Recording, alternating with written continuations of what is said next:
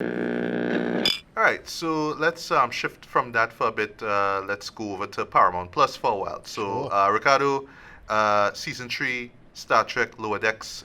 You covered the premiere episode Right. before. You thoroughly enjoyed it, Hmm. and you've been thoroughly enjoying the series as well. But Yeah. for somebody like me now, who's still learning, all the ways of Star Trek now.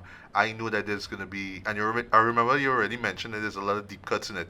Yeah. Yes, I just might look at it at face value and think, oh yeah, it's cool, it's entertaining. Right. But as a Trekkie, might be like, nah, this shit is like Well, amazing, yeah. As, really clever. as I say, it's the Trek Forum gone sentient. A Trek Forum from 2000 and 2008 that's gone sentient effectively, right? Um, Great season actually. I really like this season. What they was doing with it, what they went with it. All right, Going well, for. what question is it the best season thus far, or is it just like, it's No. still on an even pace right now in terms of Yeah, quality? on average, it's probably better, I'll say. But I can't say it's better. It's not better than the best of two. Like in my opinion, season two had an episode that is still the best episode of all. But this season has a lot of great episodes. So this season has some really great standouts, and I'll say the best of it is probably Crisis Point 2, right? All right. Which is Returned of what's the name of it? Crisis Point 2. Paradoxus. Paradoxus, Yeah. right. Paradoxus. Sorry. Yeah. Yeah. And this one is like basically it's a sequel to the original Crisis Point episode that was in season one. So Oh, okay. that first one was making fun of a bunch of all the classic Trek stuff. This one is making fun of all of the, you could say for lack of a better term, bad Trek movies. All the infamous amongst the fan base, bad Trek movies. There's a lot of Star Trek 5 in this. Oh There's yeah. a lot Oh of Star yeah. Trek 7 in this. Oof. Yeah, they're making fun of all the bad Trek movies. And they make Although to be fair, I like the concept of Star Trek Generations, but yeah, Yeah, no, right, execution-wise, right, and that's what the episode does. Yeah. The episode does what it does. It does is great. So there's a big kind of a spoiler for Boimler's character, and he kind of goes through something emotionally like troublesome for him, kind of existential actually. And what happens that he kind of lost his excitement for the doing the holodeck as he intended it to, and he just wanted to kind of go off script. Right. And then it's an emotional reason as to why, but it fed back into the episode itself about all this stuff in the episode. So they do a but like if you talk about deep cuts, this had real deep cuts. Like all you need to do is rock monsters in Star Trek 5. That's all you need to do. That's how deep it was. Or I forgot about that. Jeez. right, Star Trek Wow. 5. Right, Star Trek 5 was supposed to have rock monsters. Kirk, sorry, I call him Kirk. William Shatner they couldn't afford it, and he had to do the bullshit Godface thing there. Oh yeah, It yeah, was yeah, weird. yeah. Right. They had to do all of that. So it's all of these things they do that it's just a set of references and what ifs in the behind the scenes of this episode. But the actual central message of the episode was really good. Like what he was talking about and what Boimler was going through. That was great. Then the finale is great. All right. Finale, the two episodes of the finale. So it's all I need to tell you. I don't know if this will spoil it, but it'll kind of spoil it. So what happened is that at the end of season 2, had a mystery blocks plotline that's set up for the character of Rutherford. And there's an episode this season that pays it off halfway, where he meets his quote-unquote old personality, what he was before he got the implant. He's a really nice person and pleasant person now. He was a kind of a weird douchebag back in the days when he was an ensign and he was doing projects. Just as brilliant, but kind of a douchebag. And you'll find out why he had the implant. And they answer that. But then, they find out, well, somebody tampered with the implant for his memories. And they pay that off in the finale. And that was great as well. And this finale was so good and so well done. I might be spoiled it slightly, but here's all I'll say. Corrupted Admiral plotline. That is all you need to do. It is, grog floor trek. That is grog floor trek. okay. Corrupted Admiral. Admiral going corrupted because he has some utilitarian thinking. And basically you find out a certain Admiral gone rogue. Well, not gone rogue, but he had a plot line and he do something corrupted and it is a whole drama and it related to Rutherford and they pay it off. In my opinion, pretty damn good finale. Great. All right. And yeah, it's a solid season. In good conscience, I can't say it as good as season 2. Two, I actually okay. prefer it to season 1 though. But I can't say it's as good as season 2. Right? It did its thing. And it's really well done and put together really well. They pay off Mariner and the mom and the finale with that. And the final episode is, again, great finale. Totally for nerds, but you'll enjoy it. Yeah. So, rating, 9 out of 10. Pretty good, I can't say no. But I'll admit it's more bias than anything. So, well, yeah. Good season. I enjoyed it. All right. Nice, Yeah. nice, nice. All right, so unfortunately, I did not get around to watching Star Wars Tales of the Jedi just Yes. because I was prepping for this episode here. I was catching up on some Netflix stuff, right? Right. Which I'll get into later in this episode, right? So, Tales of the Jedi, I saw the trailer fit, and it looked intriguing to me, right? The thing is, for me now, I just never got around to watching all of Clone Wars or Rebels, right? Right.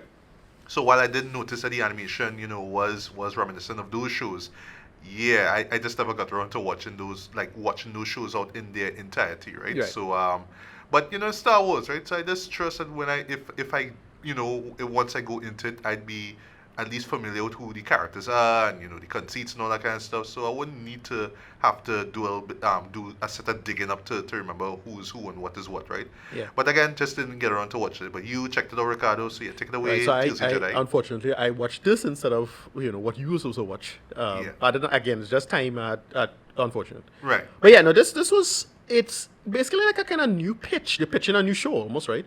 So what it Okay. is, it's 6 episodes. Right. And it focuses really only on two characters, right? 3 episodes on Ahsoka Tano. Right? And it's like, okay, why they doing all this extra Ahsoka Tano stuff? Right. I know she show coming up, cool. But that kind of weird. And then 3 episodes on that Tyrannus, Count Dooku himself. Yeah. We get to see his. So basically, what they did was the first episode was the birth and early life of Ahsoka, right? You get to see her as a Jedi, why she's a Jedi, how they know she's a Jedi. We got basically her first miracle event, Right. and it's something involving a wild animal, right? It's actually a straightforward story. Then they focus 3 episodes on Count Dooku, and basically we get to see the fall of Count Dooku. So it's just these little events of him seeing the system as corrupted and him being effectively disheveled with the system and leaving and him going rogue. And then the last 2 episodes is more Ahsoka.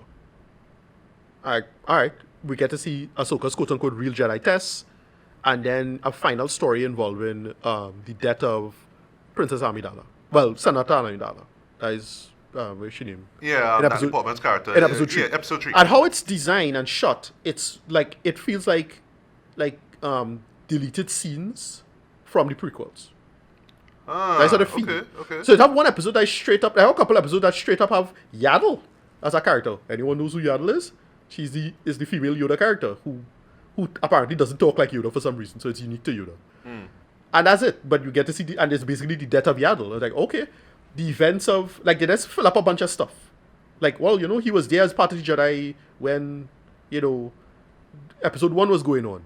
And then they show an earlier episode with a very young Qui-Gon Jinn when he was his apprentice.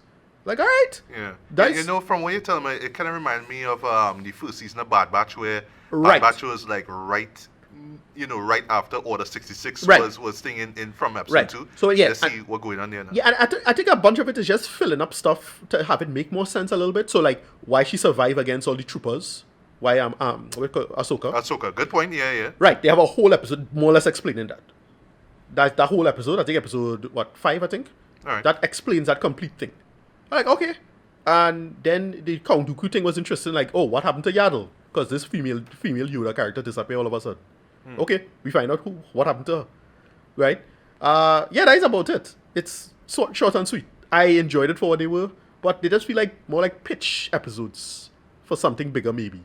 Like they want to do more earlier prequel stuff before the prequels, maybe. Right. Because young Qui-Gon Jinn was kind of cool to see. For some reason, the guy who's voicing Dooku, for some reason, he sounded like Snape. Alan Rickman. Yeah, and I straight up like listen to him, he sounded like Alan Rickman as Snape. Yeah. Like, all right, okay, interesting. Yeah, that is about it. So like, all right. All right. Kinda weird. Well, I will check it out for sure, right? But Yeah. I'm just kind of curious here if we get more seasons of it, which I do think they should, right? Given the art style. No disrespect to the art style, right? This wasn't a big fan of it, right? To be honest, right?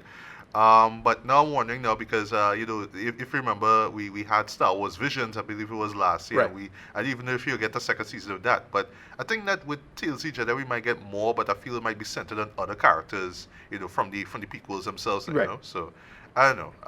But yeah, what would you rate this? This Yeah, first no, season? like I said, out of 10, it was interesting. Like again, it just a lot of it felt like deleted scenes of the prequel movies. like this could have been episode one. Okay, it have one part of it as I was actually quite surprised that they keep jumping around now. So they jump from this and it's like, oh, this was going on during episode 2, and this was going on during episode 3, and so on and so forth.